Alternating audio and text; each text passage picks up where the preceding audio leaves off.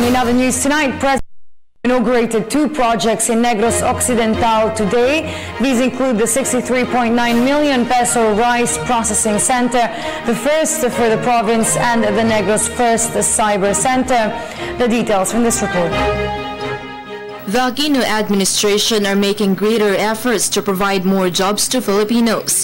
With the inauguration of the Negros First Cyber Center led by President Aquino in Bacolod City, about 26,000 individuals are expected to be employed. Noong Enero ng 2012 lang ito sinimula natin. Oktubre ng 2014 natapos na ang konstruksyon. Pagdating ng Disyembre, nabuksan na at sinimula na ang operasyon. Patunay lang po ang infrastruktura nito sa tamang tao at proyekto, sa tamang kalidad at presyo, ang plano, tunay na naisa sa konkreto at napapakinabangan ng Pilipino. Ano po ang nakapaloob sa gusaling ito? Tinatawag nga po nating Information Technology Business Process Management or ITBPM Hub, ang cyber center na ito. Sa 2 hektarya nitong lupain, mayroong mga workstations at business resource center. May espasyo para sa startup IT companies at sa mga nais pang mag-aaral at magsanay sa sektor ng ITBPM. Tulad ng Technology Business Incubation Center, Research and Development Facility at Creative Process Studio.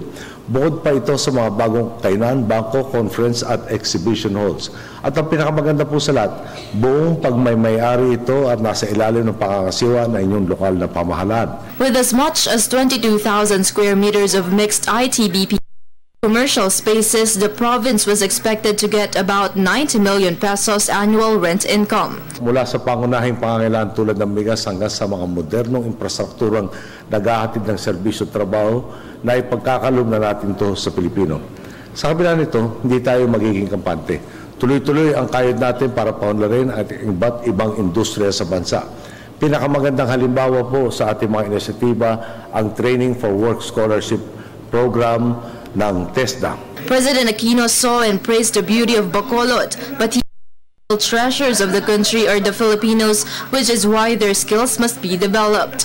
On the other hand, Negros Occidental Governor Alfredo Maranon thanked President Aquino for the support he has given the province. Maranon assured that they are one with the President in his righteous path.